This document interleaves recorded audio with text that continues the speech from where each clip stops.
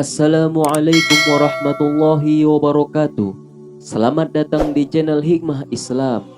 Dalam channel ini, kami akan menyuguhkan info seputar Islam dan akan membahas ilmu yang insya Allah akan bermanfaat untuk kita semua. Pada pembahasan kali ini, kita akan mengenal lebih jauh tentang keberanian salah seorang sahabat yang bernama Al-Barra bin Malik Al-Ansari.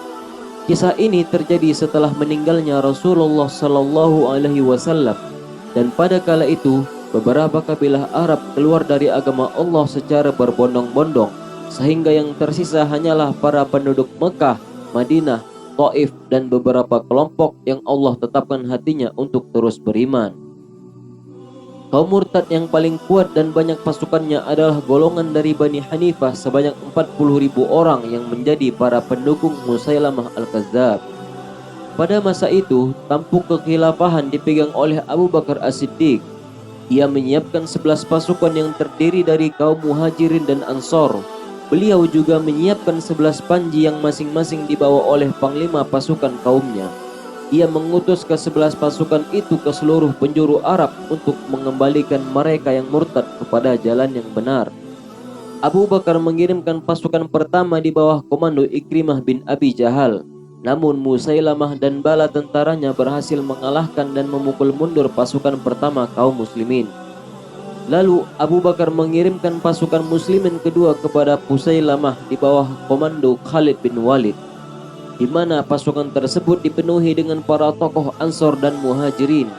Salah satu dari mereka adalah Al-Barra bin Malik Al-Ansari yang memiliki perawakan dengan rambut berantakan, berbadan kurus, tulangnya kecil, dan geraknya gesit. Akan tetapi meski demikian, ia berhasil membunuh 100 orang musyrik dalam sekali perang. Pada saat itu, pasukan Musailamah dan pendukungnya terlihat unggul. Bumi yang dipijak oleh pasukan muslimin terasa berguncang saat itu. Kaum muslimin mulai bergerak mundur dan terjepit, sehingga para pendukung Musailamah dapat menyusup ke tenda induk Khalid bin Walid. Mereka mencabut tali dan tiang tenda tersebut. Bahkan mereka hampir saja membunuh istri Khalid kalau saja tidak ada seorang dari pasukan muslimin yang melindunginya. Ketika itu kaum muslimin merasakan bahaya yang begitu besar. Mereka menyadari bahwa bila mereka sampai kalah oleh Musailamah, maka Islam tidak akan berdiri tegak lagi dan Allah Subhanahu wa taala tidak akan pernah disembah lagi di jazirah Arab. Khalid langsung bangkit menuju pasukannya. Ia mulai mengatur kembali pasukannya. Ia mendahulukan kaum Muhajirin di pasukan depan dan kaum Ansor berada di belakang. Dan ia menempatkan orang-orang Baduy di barisan tersebut. Khalid juga mengumpulkan anak-anak yang berasal dari satu bapak dengan satu panji, agar ia dapat mengetahui musibah yang menimpa setiap regu dalam peperangan ini. Maka terjadilah perang di antara dua kubu yang begitu hebatnya. Kaum muslimin belum pernah menjalani peperangan yang begitu dahsyat seperti ini sebelumnya. Kaum Musailamah telah berdiri dengan congkaknya di medan perang, seakan-akan mereka pasti akan memenangkan peperangan ini. Kaum muslimin saat itu didukung oleh para pahlawan dan pejuang-pejuang Islam yang sangat berani. Terdapat di sana Sabit bin Qais, pembawa panji Al-Ansor yang telah menyiapkan peralatan kematian, kain kafan dan menggali sendiri kuburan untuk dirinya. Ia tanamkan kedua kakinya ke dalam lubang yang digalinya tersebut sehingga mencapai separuh dari betisnya. Ia berdiri tegap dalam posisinya itu. Ia berjuang mempertahankan panji kaumnya sampai akhirnya ia terbunuh dan menjadi syahid. Ada lagi Zaid bin Khattab, saudara Umar bin Khattab radhiyallahu anhu, yang menyuruh pasukan muslimin, "Wahai semua manusia, gigitlah kuat-kuat geraham kalian, seranglah musuh kalian dan terus maju pantang mundur. Wahai semua manusia, demi Allah, aku tidak akan berkata apapun lagi setelah ini hingga Musailamah dapat dikalahkan, atau hingga aku berjumpa Allah dan aku akan bersaksi di hadapannya." Kemudian ia mulai menyerang musuh dan terus berperang hingga mati syahid. Namun ada satu nama pada saat itu yang sangat berjuang dengan luar biasa. Dialah Al-Barra bin Malik radhiyallahu anhu. Hal itu karena saat Khalid melihat perang berkecamuk dengan begitu dahsyatnya, ia menoleh ke arah Al-Barra bin Malik sambil berkata, "Seranglah mereka wahai pemuda Ansor." Maka Al-Barra pun melihat ke arah kaumnya dan berkata, Wahai kaum Ansor, janganlah salah seorang di antara kalian berpikir untuk kembali ke Madinah. Tidak ada lagi Madinah bagi kalian setelah hari ini. Yang ada hanyalah Allah saja dan surganya.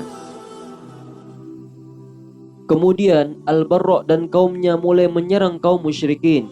Dia terus menyerang membuka barisan lawan. Ia menebaskan pedangnya di leher para musuh Allah sehingga Musailamah dan para pendukungnya terjepit. Mereka mundur ke sebuah taman yang terkenal dalam sejarah dengan sebutan Hadiqatul Maut atau Taman Kematian. Hadiqatul Maut adalah sebuah bidang yang luas dan memiliki tembok yang tinggi. Musailamah dan ribuan tentaranya menutup gerbang-gerbang taman tersebut. Mereka semua berlindung dengan tembok-tembok tinggi yang ada di dalamnya. Mereka menembakkan anak panah mereka dari dalam taman tersebut sehingga anak panah tersebut bagaikan hujan yang turun dengan deras bagi kaum muslimin. Saat itu, majulah Al-Barra' bin Malik sambil berseru, "Wahai kaumku, taruhlah aku di alat pelempar dan arahkanlah ke arah para pemanah itu. Lemparkanlah aku ke dalam taman dekat gerbangnya. Apabila aku tidak mati syahid, maka aku akan membukakan gerbang taman untuk kalian." Dalam sekejap, Al-Barra' bin Malik telah duduk di atas alat pelempar. Maka para pejuang yang lain mengangkat dan melemparkannya ke dalam Hadiqatul Maut yang dipenuhi dengan ribuan pasukan Musailamah. Turunlah Al-Barra' di pihak musuh seperti kilat yang menyambar. Ia tak henti mengarahkan pedangnya kepada para musuhnya yang berada di depan gerbang taman, dan ia berhasil membunuh 10 orang dari mereka dan berhasil membukakan gerbang untuk pasukan kaum muslimin.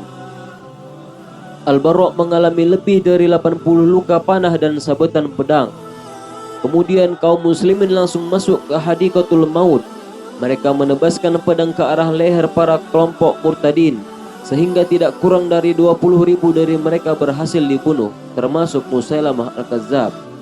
Atas keberanian Al-Barra', kaum muslimin meraih kemenangan telak atas kaum murtadin. Kemudian Al-Barra' bin Malik dibawa dengan kendaraannya untuk mendapatkan perawatan. Khalid bin Walid merawatnya selama sebulan penuh untuk menyembuhkan semua luka yang ada pada tubuh Al-Barra' hingga akhirnya ia pun pulih kembali. Wafatnya Al-Barra'. Al-Barra' telah mengobarkan semangatnya untuk mendapatkan kesyahidan dalam peristiwa Hadiqatul Maut.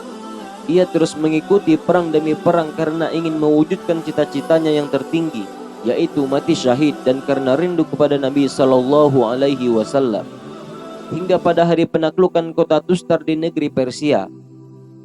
Persia saat itu dibentengi dengan salah satu benteng yang terletak di dataran tinggi. Kaum muslimin telah berhasil mengepung mereka dengan begitu ketatnya. Saat pengepungan tersebut berlangsung cukup lama dan pihak Persia sudah merasa semakin terjepit, maka mereka membuat rantai besi yang mereka ulurkan dari pagar benteng tersebut. Di ujung rantai digantungan penjepit yang terbuat dari baja yang disulut api sehingga lebih panas daripada batu bara. Penjepit itu berputar mengenai kaum muslimin dan mencopot tubuh mereka. Pasukan Persia mengangkat tubuh kaum muslimin yang terkena jepitan ke atas baik dalam keadaan mati ataupun sekarat. Para pasukan Persia yang bertugas menggunakan alat tersebut mengarahkannya kepada Anas bin Malik, saudara Al-Barra' bin Malik. Begitu melihatnya, Al-Barra' langsung melompat ke arah tembok benteng dan meraih rantai yang telah mengambil tubuh saudaranya. Al-Barra' berjuang keras untuk menggoncangkan penjepit tadi untuk mengeluarkan Anas dari dalamnya. Tangan Al-Barra' menjadi terbakar dan melepuh. Ia tidak menghentikan usahanya sehingga saudaranya terbebas, dan ia pun jatuh setelah hanya tulang yang tersisa dari tangannya tanpa daging sedikit pun. Dalam peperangan ini, Al-Barra' bin Malik Al-Ansari berdoa kepada Allah agar ia diberikan mati syahid, dan Allah mengabulkan permohonannya. Al-Barra' akhirnya mati sebagai seorang syahid yang amat rindu dengan perjumpaan dengan Allah dan Rasul-Nya. Begitulah kisah salah seorang sahabat yang bernama Al-Barra' bin Malik Al-Ansari. Beliau adalah seorang yang pemberani dan tidak terbesit ketakutan sedikit pun dalam hatinya untuk menghadapi kematian dalam peperangan. Semoga kita dapat mengambil pelajaran dari keberanian Al-Barra' untuk terus menegakkan kebenaran di jalan Allah. Terima kasih kepada pemirsa channel Hikmah Islam. Jika kalian suka video ini, silakan like, komen, dan subscribe agar kami terus menyiarkan agama Islam. Wassalamualaikum warahmatullahi wabarakatuh.